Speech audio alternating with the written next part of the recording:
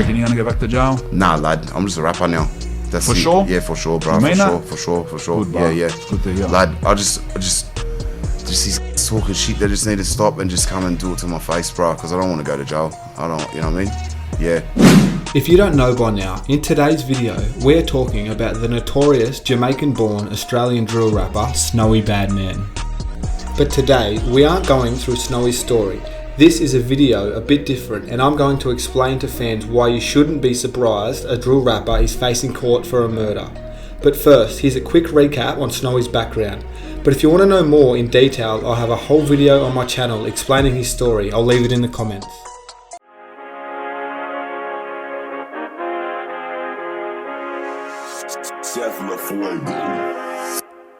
Where do I stay to 017? I ain't touched road since 011. Through Sake, yeah, that's my bread. Snoee Badman grew up around Waterloo, Sydney City. He had a very rough childhood and was in and out of prison from the age of 13 for various crimes, but he was known as a searcher or a moneymaker. Around this age, he also said he was sexually assaulted by a grown man after one day out searching, breaking into a car, he was knocked unconscious and woke up in Randwick Children's Hospital and was a victim of sexual assault. Bro, after I was... You give me your rundown. When I was a kid, I was out searching, right? And I was looking in a car, and I went to break into a car, and I got grabbed by what I thought was a public hero, right? Yeah. I got knocked out. I woke up in Randwick Children's Hospital. I just turned 14, and I was a victim of sexual assault. Straight out, I'll say it. Yeah. I'll say it on the internet, talk shit, say what you want. Now this is nothing to take lightly and gloss over, but I'll go into more details later in the video. After this assault, he would then turn to heavy drugs to cope and mask his pain. He also would start to commit more and more serious crimes and would eventually find himself in prison doing a 10-year stint. In prison, he would spend months in segregation for fighting. Also, he would share a cell with Spaniard for 6 months, who he knew from his area. While in prison, he managed to link up with a producer, Utility, and record a whole mixtape from his cell, which created a fan base for when he was finally released. It's pretty amazing when you think about it, and his music is produced at a good level with some bangers on that mixtape too. He eventually got out and dropped some classic drill tracks like Threats and Badman Returns and showed the country his skills. Yeah, and then I just kept doing that, and then I finally figured out a little formula how to record and actually get it on in the studio, and then I kicked off from there, lad. Like record through your phone? On my mobile, yeah, on the mobile, yeah. So anyone who tell them how you were anyone doing who thought it was on the jail phone, nah, you're an idiot. I had a mobile, I had a little Jelly Pro, had Samsungs, had a couple. Yeah. But yeah, if they run in on you, what are you gonna do? There's nothing you can do. You have to flush it down the toilet. So what were you doing? Like recording? Voice recording. So I have the beat in my ear. If I had headphones, I'll plug into the mobile. I play the beat.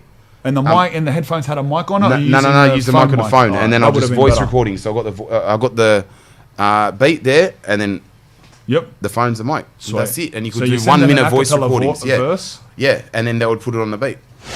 He would also go on to make a diss record towards Australian hip-hop legend Enter. Here's Enter explaining the beef on the Take Flight podcast. Visiting family. All right. He gets jumped. And then after that, the word on the street is Enter's going to get bladed for what happened. All right. So anyway, 2-3 weeks passes. I'm at Beverly Hills train station. Bro, I got this I don't forget shit. I'm going to say, bro, you got a great memory, cuz. I'm at Beverly Hills train station. Just to show you how good my memory is, all right, I was with about 20 boys. We're going to paint trains that night. This is when I was doing graffiti, you know? So we've walked down Beverly Hills train station. The left side takes you to Kingsgrove. The right side takes you to Riverwood. As we've come down the stairs, one of my mates goes, "There's so-and-so." I go, "Where?" He goes, "Over there." So I walk around. Bro, I don't forget, bro, he was wearing a blue Nautica jacket, black Nike pants, and white TNs, eating a kebab, all right? And I told the boys, I go, "Bro, wait here." I'm just showing you how good my memory is, cuz. So none of this is made up or fabricated. I go, "Boys, wait here, you know what I mean? I'm going to go sort this out." I walked up. I said, "Cuz, what's going on?" I said, "Word on the street is you're telling people you're going to blade me, you know what I mean?"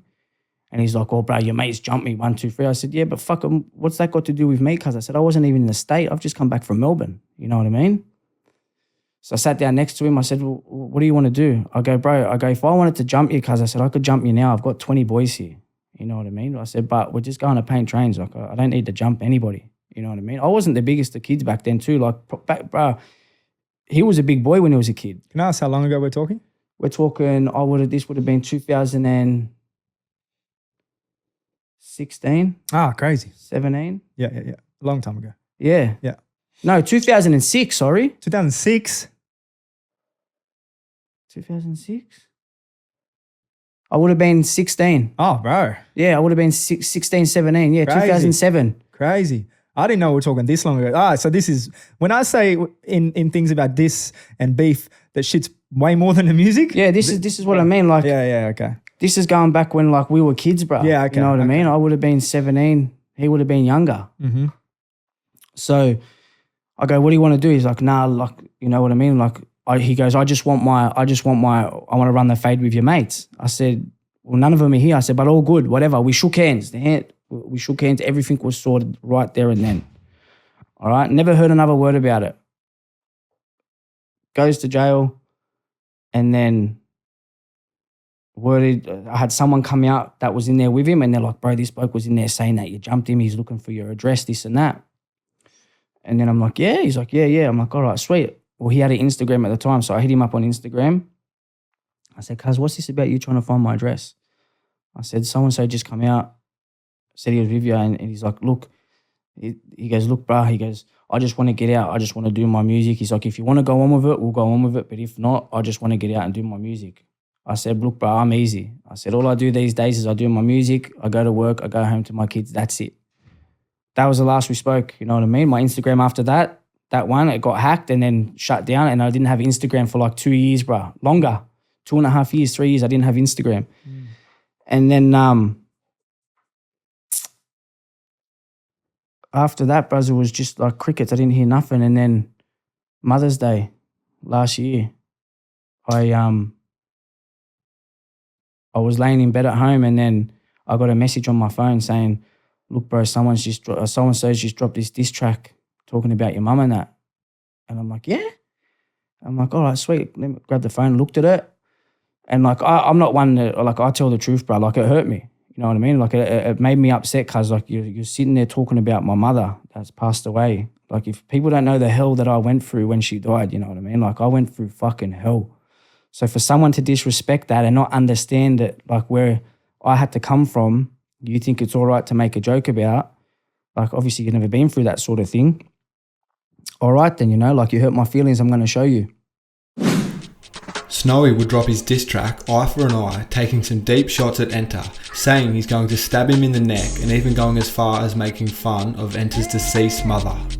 I ain't trying to get caught on a tee. Keep Melbourne and I'm melting step. Links in the M37. Who's on stage, blades and skings. Play on my show, you can meet your death. Can't never forget 07 when I got jumped by you and your brethren. Try link up to bang. Now they won't squash that beef, they're begging. With the bad is their junkie mum. He can go suck at their junkie. So I ain't get caught. Can't wait till I run into his neck with my blade gon' enter. Ops try beg and deny that beef. Then pussy, I'll shoot her, test my temper. This, in my eyes, was a battle that he never stood a chance of winning and was a big reason for his downfall. Don't get me wrong, Eye for an Eye was a hard diss, but Enter is a 15-year veteran and had too much dirt on Snoee. I feel like this battle was over before Enter even dropped.